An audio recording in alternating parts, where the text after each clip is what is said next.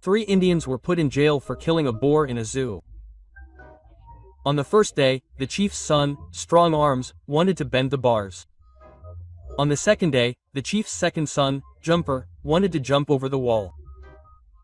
And only on the third day, the keen eye of the chief noticed that there was no fourth wall in the prison. The wife gives birth to a red-haired child and begs the obstetrician to come up with something, since there were no red-haired people in the family. The doctor calls the husband and asks, "How often does Kek see with his wife?" "Well, once every 2 months." "Well, look what you did with your rusty bowl." A foreigner's shoes have gone missing at a local hotel. He communicates with the maid through an interpreter. Foreigner: "You didn't take my shoes." Interpreter: "He asks if you took his shoes." Maid: "I really need her. She says she needs your shoes." "Then let her pay. He says that you should pay for his shoes." "Hello, I'm your aunt. She says she's your aunt." "Then let him pay half. He wants you to pay at least half. But he doesn't want anything. She offers you to pay in vegetables." A Russian, a Ukrainian and a Georgian are sitting. The Russian would like some tea and a bun right now, and go to the stove with a fool. The Ukrainian would like some lard and bacon right now, and go to the garden with a girl. The Georgian would like some wine and shashlik right now, and I won't go to the mountains with a donkey, I'll go alone, alone.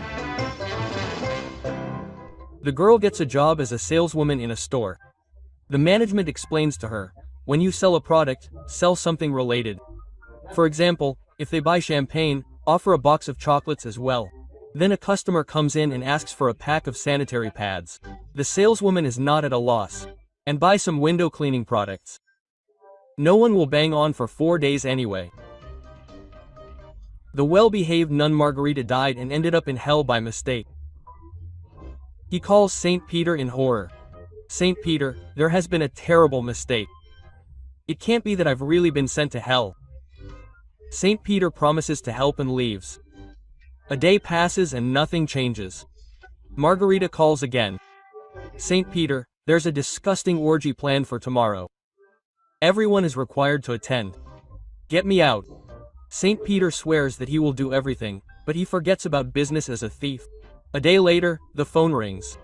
He picks up the receiver in horror and hears, "Petruka, it's Margot."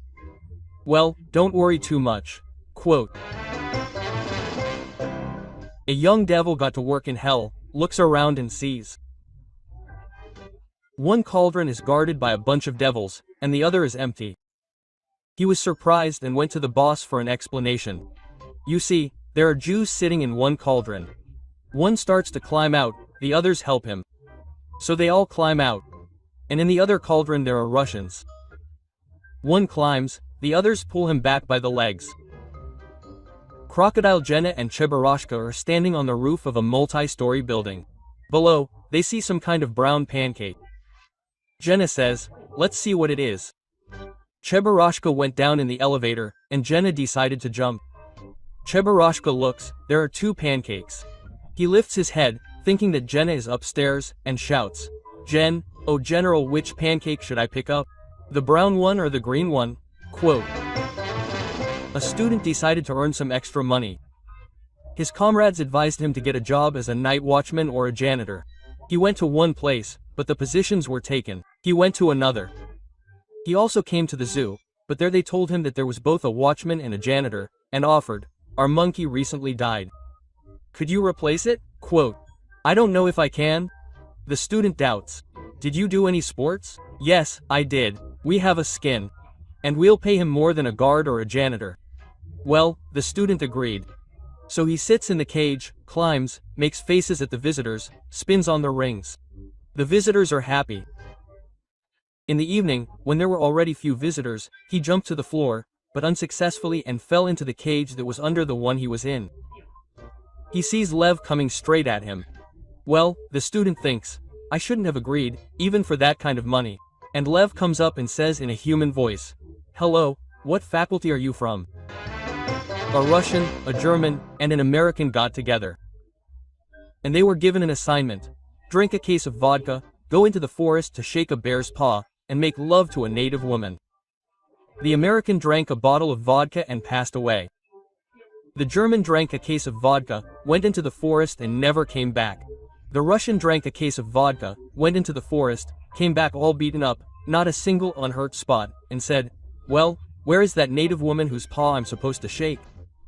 Alexander the Great, Julius Caesar, and Napoleon Bonaparte attend the parade on Red Square.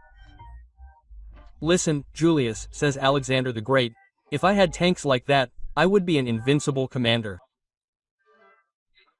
If I had planes like that," says Julius Caesar, "the great Roman Empire would never have fallen."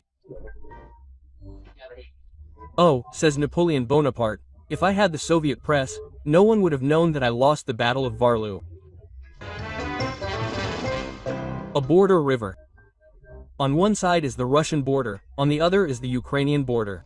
And it so happened that the Ukrainian Ivan the border guard saved the life of his Russian colleague. And the Russian, in order to thank him, cooked a woman on the bank and shouted to the other bank, "Ivan, swim here, and I will give you what you really wanted and haven't seen for 6 months."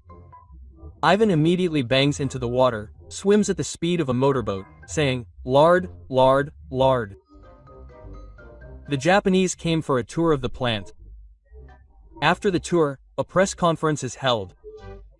Question: What did you like most about us? The children? No, I'm talking about the plant.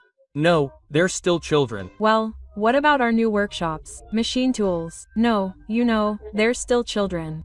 But why? You see, everything you do with your hands turns out very poorly. A priest is flying on a plane. A stewardess is delivering drinks. He asks, "And what should I pour you, Father? At what altitude are we flying? 3,000 meters. Well then, pour me a glass of cognac, my daughter. In an hour, Terdessa will be delivering drinks again. Well, Father, some more cognac? And at what altitude are we flying now, my daughter? 5,000 meters. Well, pour me some, my daughter. In another hour. Well, Father, what should we drink? And at what altitude are we flying now? 10,000 meters. Pour me a glass of water, my daughter. So, Father, I can pour you some more cognac. Quietly, my daughter, the boss will hear." The lieutenant bought expensive boots and polished them until they shined. At the ball, dancing with the ladies, Rrzewski looks at his reflection in the boots and shocks them with statements like, "And you have polka dot panties today." Dancing with Natasha, the lieutenant tries to pull the same trick, but faints. They try hard to revive him. Having come to, the first thing Rrzewski does is look at his feet and is relieved. "Phew, and I thought my boots were cracked." Rrzewski is getting ready for the ball, shouts to Denchik, "Petka, think of a pun for me." "Okay." Pushkin went into the forest with the ladies and got lost. They call him Pushkin. "Where are you?" And he replies, "I'm knee-deep in front of you." Rrzewski arrives at the ball. "Gentlemen, another pun." The crowd starts to gather around him. So that's it. Pushkin went into the forest with the ladies, fell in love with them there and dumped them. They call him Pushkin. "Where are you?" And he replies, "Leave me alone, damn it." In the evening, the general comes home and tells his wife, "I was at the ball today, and Lieutenant Rrzewski was there, a very witty young man. He told me a new pun. I didn't remember it word for word, but the gist is this. Gogol sits on a branch and tells everyone to go to hell.